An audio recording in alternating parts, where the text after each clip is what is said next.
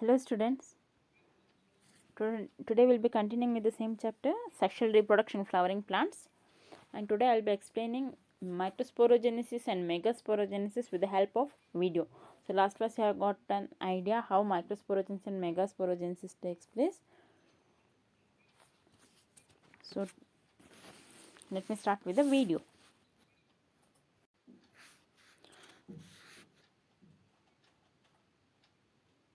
So you know that the reproduction mainly takes place in flower.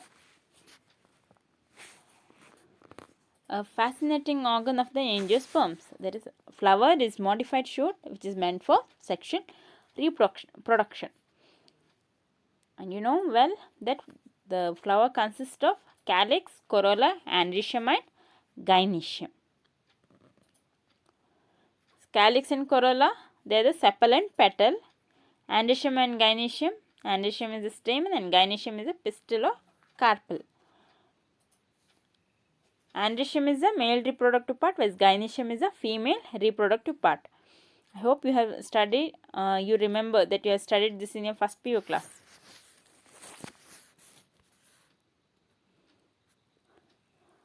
So this is the sepal region, and next comes the region, the main thalamus where ovary is been located, and this is the thalamus region where the flowers are born from this thalamus region. And the androecium region and the gynoecium region, and below is the calyx region, that is the sepal. And the corolla are nothing but the petals. Corolla and calyx together are called as perianth. And the pollination takes place by this bee. It sits on the stigma. And the gynoecium is the gynoecium region. Pistil. And the androecium region is having the stamens.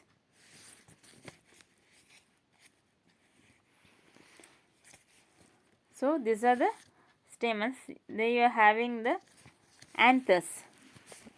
These anthers will be containing the pollen grains. Now let us see the parts of the stamen. So it is having a slender stalk called filament, and above that the bilobed club-shaped anther. And next, below you are having the thalamus region. And now anther, it is the bilobe, like it is having two lobes of an anther. And this consists of the pollen grains. So these are the thecas of the anther lobe. Next, see this anther, when you observe it, it is tetragonal in structure, and you are having tetragonal. Why? Because it is, there are four, you can see there like four holes like that, no? So they are nothing but the microsporangium. That's why it is a tetrad.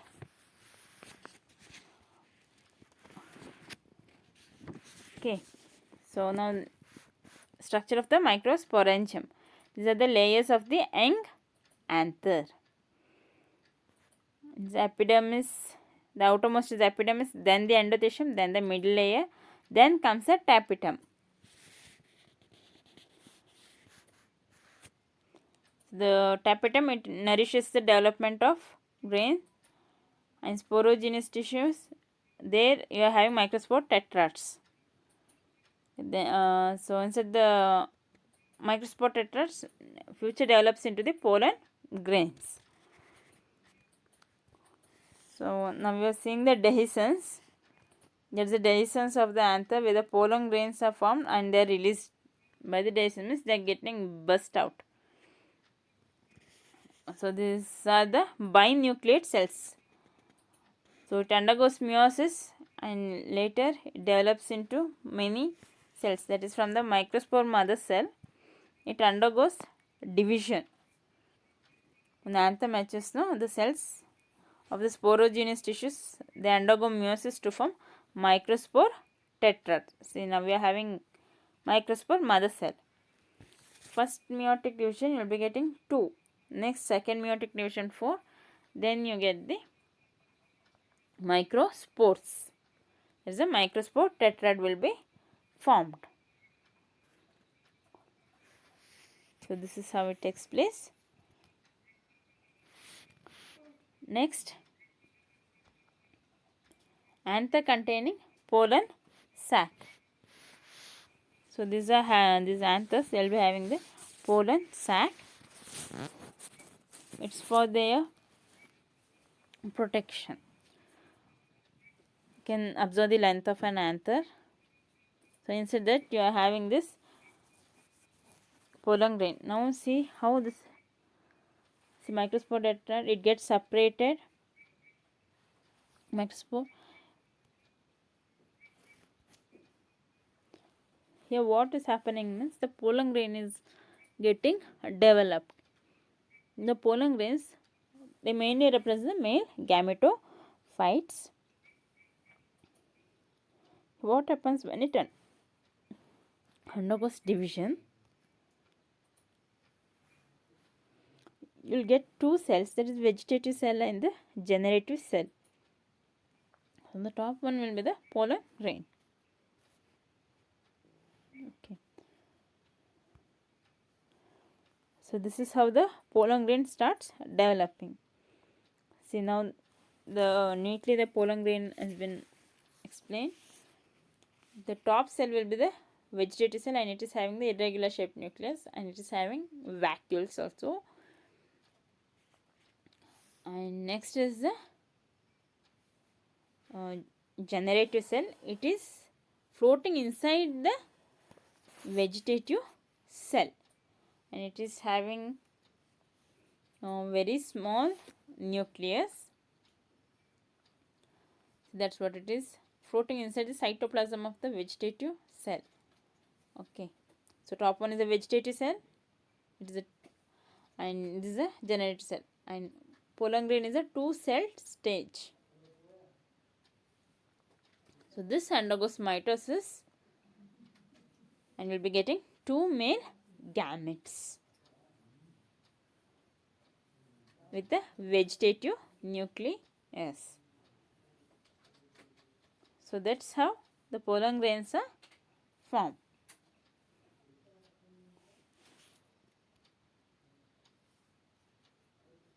So dehiscence of anther, when they are developed, they burst open. So these pollen grains start moving out of the sporogenous tissues.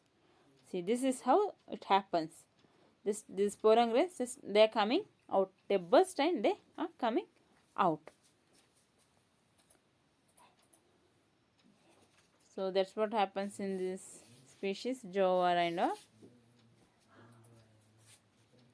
It's moving out. So in hibiscus, the same thing, the same process takes place. Okay. So these pollen grains, they are in different shape. It's not like they're fixed for a particular shape or something. They vary, and even they are 25 to 50 mm in micrometers in diameter, and they are having an outer layer, that is the exine, and the inner layer is the intine. And this exine, it is made up of sporolinin, and it is one of the most resistant organic materials. It can withstand strong acid and alkali. Though it is made up of sporolinin, it can, if any strong acid or alkali is there, it can bear that. And no enzyme that degrades sporolinin is so far known. Because of this property, pollen grains can be preserved as fossils. This exine, it is having the prominent, means it's having some holes, that is the germ pores. In such place, sporolinin is absent. The intine, it is a thin and it is a continuous layer, and it is made up of cellulose and pectin. And the cytoplasm is surrounded by plasma membrane, means inner to that you are having. So it is surrounded by plasma membrane. This pollen grain, it develops a pollen tube, and that's what it enter into this embryo sac, and this is what the megasporogenesis. This is how those two male gametes, it will enter into this female reproductive part, that is the megasporogenesis, megasporangem. This is how the two male gametes will enter. Okay, this you will be studying in your next part. So look at the shape, the wheat pollen and the rice pollen. So this keep varying. So they lose viability within 30 minutes of their release. It is like it depends. Few it might have viability for longer period. See, these will remain viable for months, whereas wheat and grain, it will have only for 30 minutes. And it is used as bee pollen, means there are some uses from this pollen grains, and it is also used as tablets, that is as food supplements. And pollen consumption has been claimed to increase the performance of athletes and race horses. It is also stored in pollen banks. Some of them have allergies because of this pollen grains, like asthma, bronchitis and all. In few pollen grains of carrot grass or parthenium, they are highly allergic. So they have almost reduced these plants and all. So it might lead to eczema, dermatitis. So now you have learnt about pollen grain, but where so much process is taking place, it's taking place in this anther. Next is the female reproductive part. The female reproductive part is the gynecium.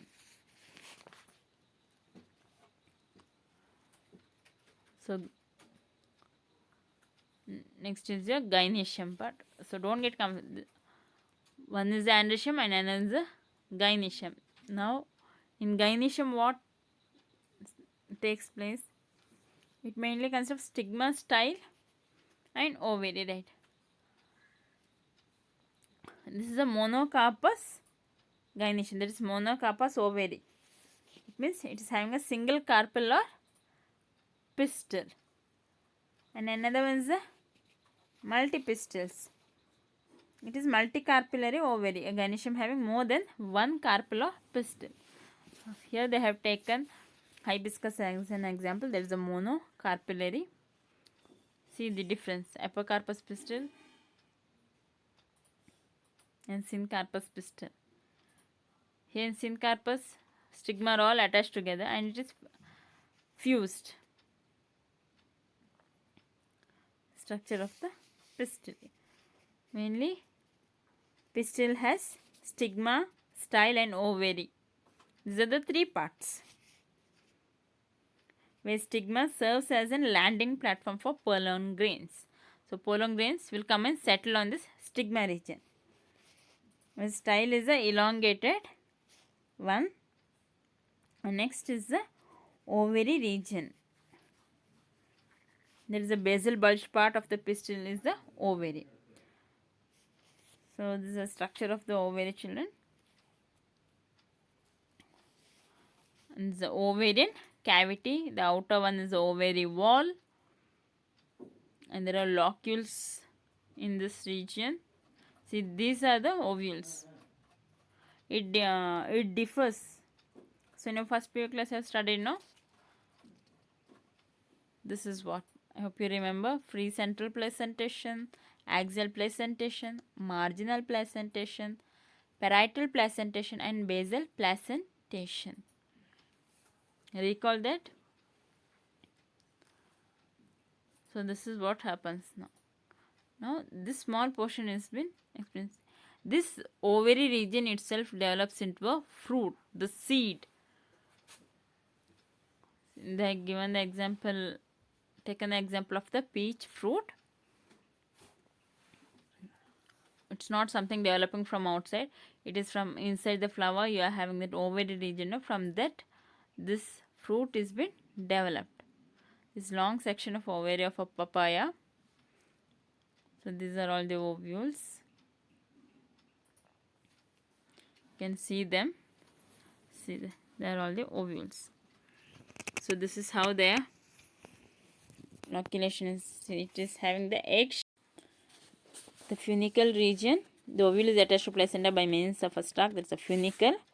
The body of the ovule, it fuses with the funicle in the region called hilum.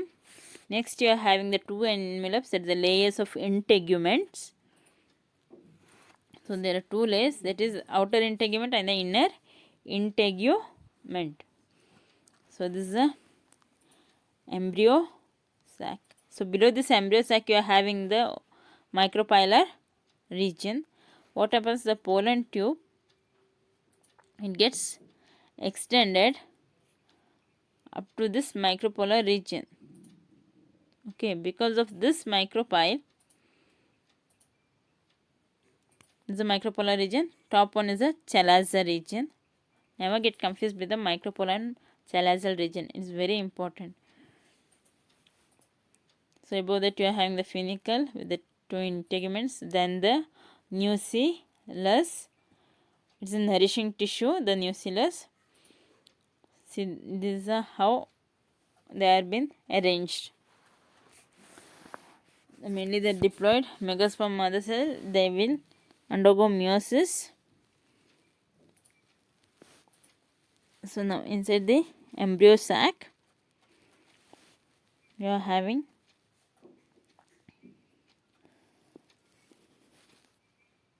this is the main one. Now we are having, this is the nucellus, and next comes the megaspore mother cell. Inside the nucellus you are having the megaspore mother cell. This megaspore mother cell, they are large in size and they are having the dense cytoplasm with a prominent nucleus, means the well developed nucleus. What happens, it undergoes meiosis and will start producing 4 haploid 2, then 4 haploid cells. So this the process of formation of the megaspores, the megaspore mother cell is called the megasporogenesis. Now we are having megaspore tetrad, that is the 4 cells. Here what happens, only one cell, that is which is in the chalazal end, will be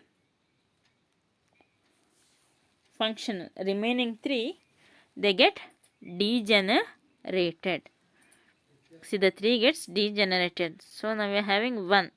Yes, the monosporic development, the single megaspore. The nucleus of the functional megaspore.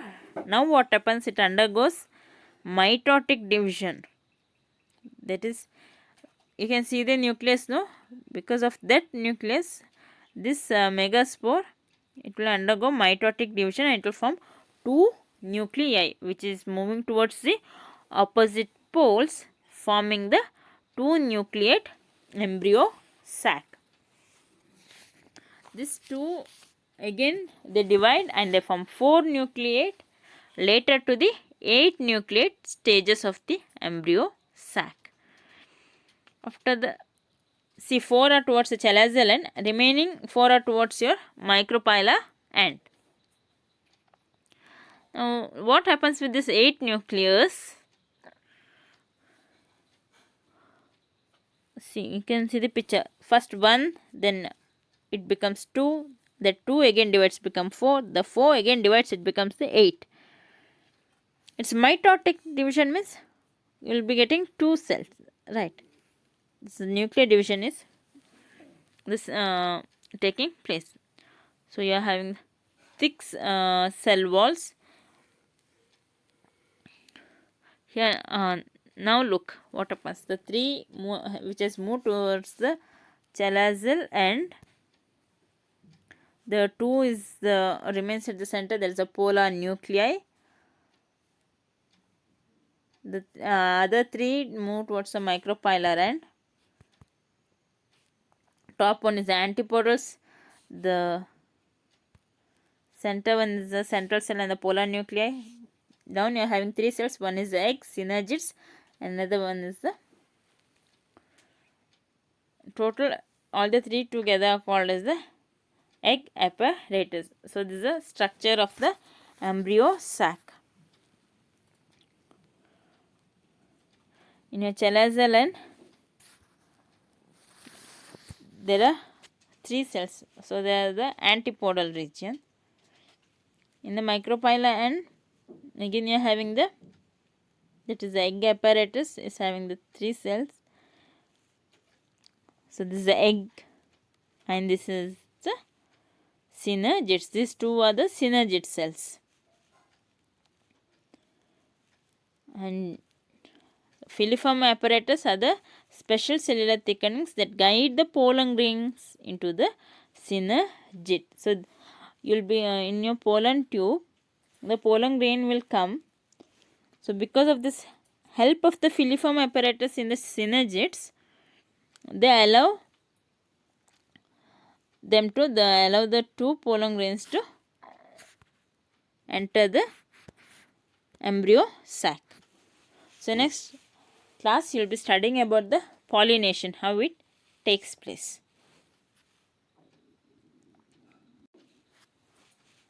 So these are the two important questions. Differentiate between microsporogenesis and megasporogenesis, the 5 marks question, and explain the types of ovary.